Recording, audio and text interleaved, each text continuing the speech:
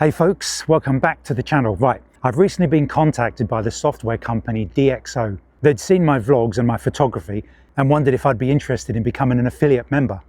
Oh yes.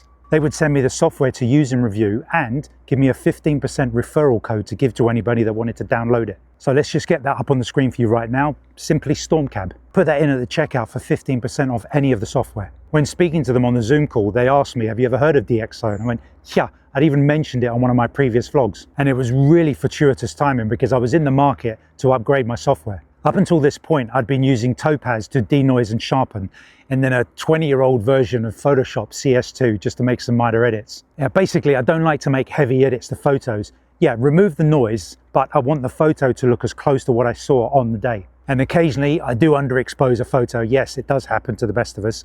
And I would like that rescued in some shape or form. So the reason I was looking was that Topaz was going for the annual subscription model, whereas DxO was the one-off payment and it's done, it's yours. He was also very happy to hear that I'd used ChatGPT to find out what the best denoising and sharpening software was, and it's DxO.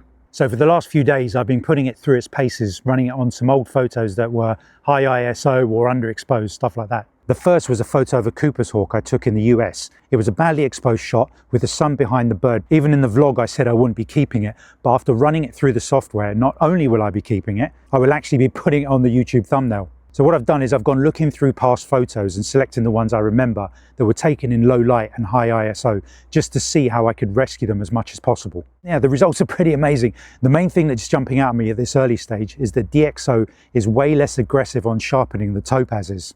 It achieves a better balance between being too soft and overly sharp. The color rescuing is also way better. That Cooper's hawk was night and day difference. I can't believe that color recovered.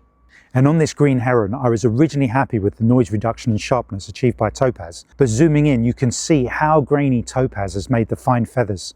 And DxO has just made them look like they were taken at ISO 100.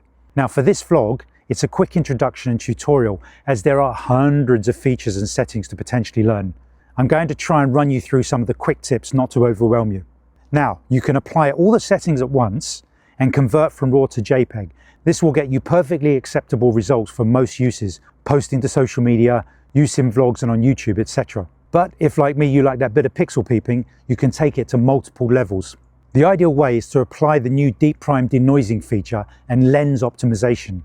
When you open your first image, you'll be given a prompt to download DxO models for the detected camera body and lens used to take that particular photo. This adds extra correction settings.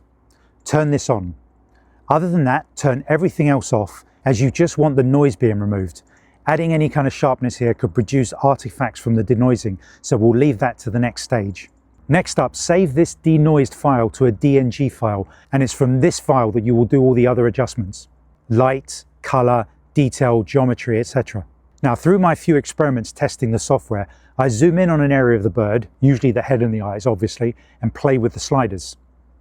Note, you can't often see all the adjustments in real time as they are processor hungry, so you can use this button to zoom into a box that shows a small section of corrections, less processor hungry. Now remember, no software can magically make detail appear that wasn't there in the first place, so don't expect to put a photo through taken in poor light, high ISO and missed focus, and it comes through worthy of going on the front of a National Geographic magazine. Finally, when you're happy that you have adjusted everything to your satisfaction, export it as a JPEG. Now, just to add, I've tried the new AI masking option, so you can selectively sharpen or denoise specific parts of the photo, but it just crashes the program as I'm only using a Windows Surface. Now, these Windows Surfaces are built more for convenience, not for heavy photo and video editing. So if I want to get the best out of this software, I'm going to have to get a better computer. But if a company wants to send me a free computer to review, then I'm up for it. For now, I'm going to try and learn as many of the features as possible, bring it all together with old photos and new photos, and put together a vlog in the near future showing you what it's capable of and how to get the very best out of your photos, past and present. So remember, my referral code is Stormcab. Doesn't matter uppercase, lowercase, whatever.